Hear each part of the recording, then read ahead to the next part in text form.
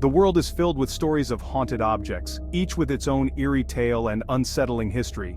Objects imbued with an unsettling energy, capable of influencing those who dare to possess them, often leading to inexplicable events and strange occurrences. One such object, steeped in mystery and whispered about in hushed tones, is the Dibbuk Box, a small, unassuming container with a dark secret. But before we delve into the box itself, we must first understand the terrifying entity it's said to contain, the spirit that has haunted Jewish folklore for centuries. In Jewish folklore, a Dibbuk is no ordinary ghost. It is a malevolent spirit, far more sinister than the lingering presence of a departed soul. It's not simply the lingering presence of a departed soul. A Dibbuk is something far more sinister, a dark force that seeks to disrupt the lives of the living. A Dibbuk is believed to be the dislocated soul of a deceased person, trapped on Earth and seeking refuge in the living, often driven by a powerful need to complete unfinished business. It's believed to be the dislocated soul of a deceased person, trapped on Earth and seeking refuge in the living. This spirit, unable to find peace, latches onto an unsuspecting soul, a living vessel. Driven by unfinished business, a thirst for revenge, or a desperate cling to the physical realm, the Dibbuk latches onto an unsuspecting soul, a living vessel. The host becomes a prisoner within their own body, their spirit overshadowed by the malevolent entity. Possession by a Dibbuk is said to be a harrowing experience, marked by extreme behavioral changes, bouts of rage, and even physical ailments. The victim's life is turned upside down, their every action influenced by the dark spirit within. The victim, their own spirit overshadowed, becomes a prisoner within their own body. They are tormented by the Dibbuk, which feeds off their fear and despair, growing stronger with each passing day. The Dibbuk, fueled by negativity and despair, wreaks havoc on their host's life, leaving a trail of destruction in its wake. Relationships crumble, sanity is questioned, and the once peaceful life of the host is shattered. The very concept of a Dibbuk is unsettling. It speaks to our deepest fears, the fear of losing control, of being overtaken by an unseen force, of the thin veil separating our world from the next being pierced.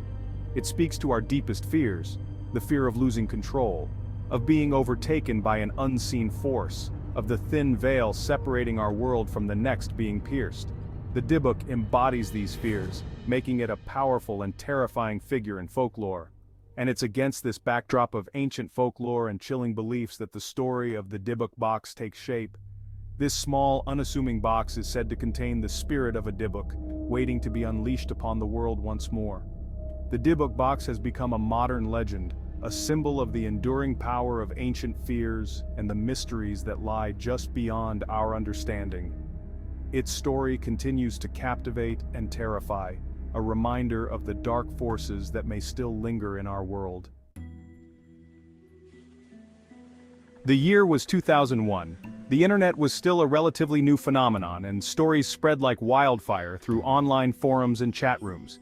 People were eager to share and consume tales of the strange and unexplained, and the digital age provided the perfect platform for such stories to thrive. It was in this digital landscape that the tale of the Dibbuk Box first emerged, captivating the attention of those who stumbled upon it. The story quickly gained traction, becoming a topic of heated discussion and speculation among online communities. The story begins with an unassuming wooden wine cabinet purchased at an estate sale in Portland, Oregon. The cabinet, though ordinary in appearance, held a dark and mysterious past that would soon come to light. The seller, an elderly woman, revealed a chilling secret to the buyer, a young man named Kevin Mannis. She spoke with a grave tone, her eyes filled with a mixture of fear and sorrow. This was no ordinary cabinet, she warned. It was said to be haunted by a Dibbuk, a malevolent spirit trapped within. The woman's words were heavy with the weight of her family's history and the dark legacy of the cabinet. It was said to be haunted by a Dibbuk, a malevolent spirit trapped within. The very mention of the Dibbuk sent shivers down the spine of anyone who heard the tale, as the spirit was known for its malevolent and vengeful nature. The woman explained that the cabinet had belonged to her grandmother, a Holocaust survivor who had brought it with her from Europe after World War II. The cabinet had been a silent witness to the horrors of the past, carrying with it the weight of history and the pain of those who had suffered. She claimed that the box had been used to summon and trap the Dibbuk, and she pleaded with Mannis to never open it, lest he unleash the evil contained within. Her voice trembled as she recounted the dark rituals and the desperate measures taken to contain the spirit. Intrigued but skeptical, Mannis dismissed the woman's warnings as the ramblings of an old woman. He couldn't help but feel a sense of curiosity and excitement at the prospect of uncovering the truth behind the mysterious cabinet. He took the box home, unaware of the dark path he had just stepped onto. The cabinet, now in his possession, seemed to emanate an eerie presence, as if it were waiting for the right moment to reveal its true nature. Little did he know that this seemingly ordinary antique would soon become synonymous with terror, its name whispered in hushed tones by those who dared to speak of it. The legend of the Dibbuk Box would grow, spreading fear and fascination in equal measure, as more and more people became entangled in its dark and sinister story. Mannis, initially dismissive of the box's supposed curse, couldn't shake the unsettling feeling that something was amiss. He placed the box in his basement, but it wasn't long before strange and disturbing events began to plague him and those around him. Mannis reported experiencing vivid nightmares, filled with images of a malevolent hag and an overwhelming sense of dread. He claimed to have woken up on multiple occasions to the sound of whispering coming from the basement, even though he was home alone. His health deteriorated and he began to experience unexplainable physical ailments. Friends and family who visited Mannis's home reported feeling an oppressive presence, a heaviness in the air that was impossible to ignore. Some claimed to have witnessed objects moving on their own, while others heard disembodied voices echoing through the house. The once welcoming atmosphere of Mannis's home had transformed into something sinister, something that sent chills down the spines of those who dared to enter. As the strange occurrences intensified, Mannis began to question his initial skepticism. Could the Dibbuk box truly be cursed? Could the spirit trapped within be responsible for the terrifying events unfolding around him? Desperate for answers, Mannis embarked on a quest to uncover the truth behind the box's history and the entity it was said to contain. The more Mannis researched the Dibbuk box, the more convinced he became that he had brought something truly evil into his home. He spent countless hours poring over ancient texts, online forums, and historical records, trying to piece together the origins and nature of the box. Each new piece of information only added to his growing sense of dread. He reached out to paranormal investigators hoping to gain insight into the box's history and the entity it was said to contain. He spoke with experts in the field, sharing his experiences and the strange occurrences that had plagued him since acquiring the box. The investigators were intrigued and agreed to help. What he discovered only deepened the mystery and intensified his fears. The investigators uncovered stories of previous owners who had suffered misfortune and tragedy, all seemingly linked to the box. Mannis felt a chill run down his spine as he realized the true extent of the box's dark history. Paranormal investigators who examined the box reported experiencing a range of unusual phenomena. They set up an array of equipment to monitor the box, hoping to capture evidence of its supernatural properties. The results were both fascinating and terrifying. EMF meters spiked erratically, suggesting the presence of unusual electromagnetic fields. These readings were far beyond what could be considered normal, indicating that something otherworldly was at play. The investigators were both excited and apprehensive about their findings.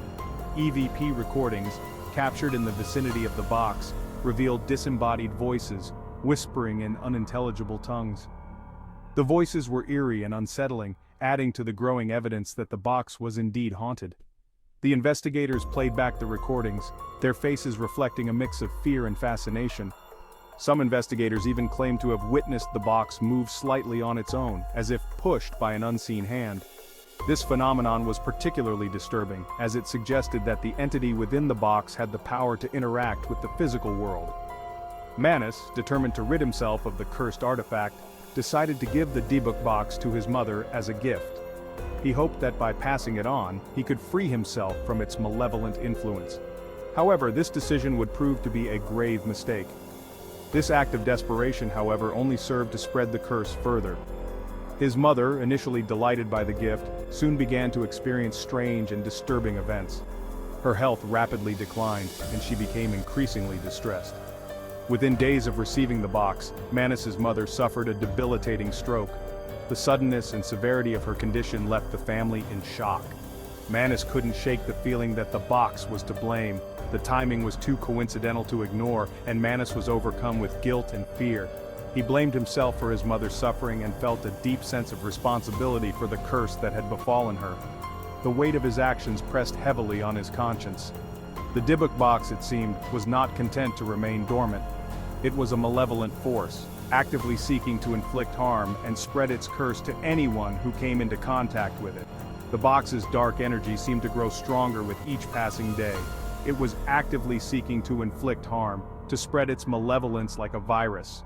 The more Mannis learned about the box, the more he realized that it was a conduit for something far more sinister than he had ever imagined. The entity within the box was relentless in its pursuit of chaos and suffering. Mannis, realizing the gravity of the situation, knew he had to find a way to contain the evil he had unleashed. He couldn't allow the box to continue wreaking havoc on his life and the lives of those he loved.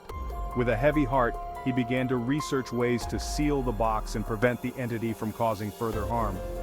His journey was far from over, but he was determined to find a solution, no matter the cost.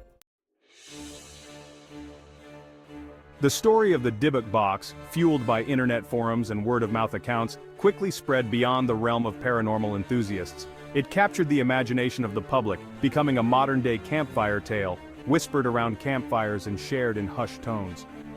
The box's notoriety grew, and it wasn't long before it caught the attention of Hollywood. In 2012, the horror film The Possession, loosely based on the Dibbuk box legend, hit theaters, further cementing the box's place in popular culture. The film, while fictionalized, tapped into the very real fears and anxieties surrounding the box, amplifying its mystique and drawing in a wider audience. The Dibbuk box also became a subject of fascination for television shows exploring the paranormal. Shows like Ghost Adventures and Paranormal Witness featured episodes dedicated to investigating the box's history and the claims of its curse. These shows, with their dramatic reenactments and chilling interviews, introduced the Dibbuk box to a new generation, solidifying its status as a cultural phenomenon. The Dibbuk box's foray into popular culture only served to intensify the debate surrounding its authenticity. Was it truly a cursed artifact, capable of inflicting harm on those who crossed its path? Or was it simply an ordinary box, imbued with meaning and power by the stories we tell ourselves?